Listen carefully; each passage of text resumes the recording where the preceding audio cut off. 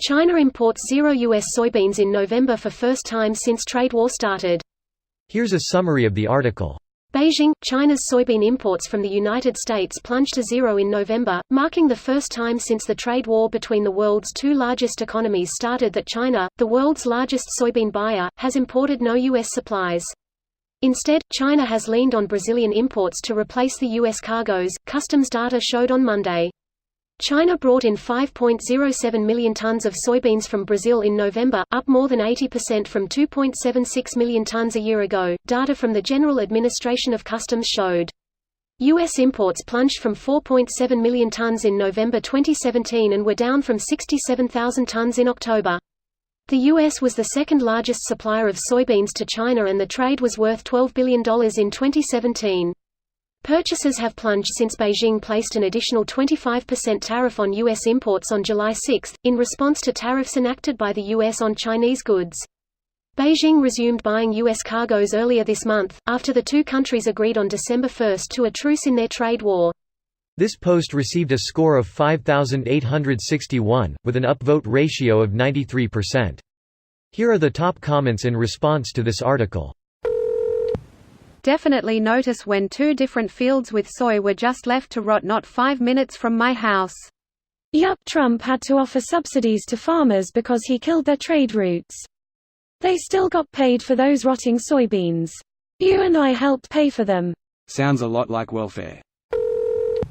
Once the new supply routes are established to other countries, even if the trade war is resolved, China may not come back to the U.S. to import soybeans, provided the difference in cost is not significant. Companies will choose stability and predictability if the difference in the cost is not too great.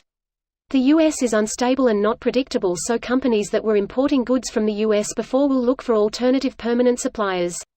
Farmers that voted for Trump really shot themselves in the foot. Looks like the U.S. is going to find oil in Brazil. They just hired their own nuts, so let's see how long Brazil is stable.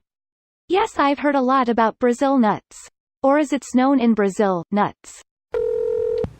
That's a lose-lose-lose situation.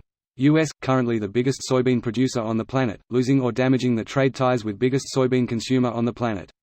Brazilians probably going to create more land from the rainforest for more soybeans. China are going to have to pay more in the future when inevitably the U.S. cuts down on soybean production.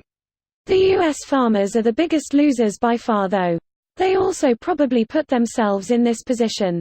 Not sure how much they lost when we bailed them out with $20 billion. It's no sustainable. Soybean farmers are going to have to start farming a different crop. China isn't coming back to the U.S. for soybeans. They have successfully established an alternative trade route. These farmers are in for a massive change of lifestyle for the foreseeable future. Well, those same farmers told me to pull myself up by my bootstraps and suck it up like a manly man. I think they can do the same instead of crying. Trade wars are good, and easy to win, the orange one. Individual one. And yet, I still see die-hard Trump supporters here in Iowa. Best part for me is I work for a fertilizer manufacturer, so we are being affected by high steel costs, and now we'll probably see less sales because farmers won't need the extra acres if no 1 kilosecond buying it. GG. There is a very good comment talking about this. Fertilizer prices are likely going up due to this.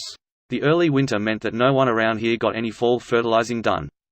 It's already gone up $100 per ton in anticipation for the rush next spring. This video was automatically created by Reddit to speech. The article and comments in this video were selected from Reddit according to their upvotes, and any paraphrasing was performed by smmry.com, without any human intervention.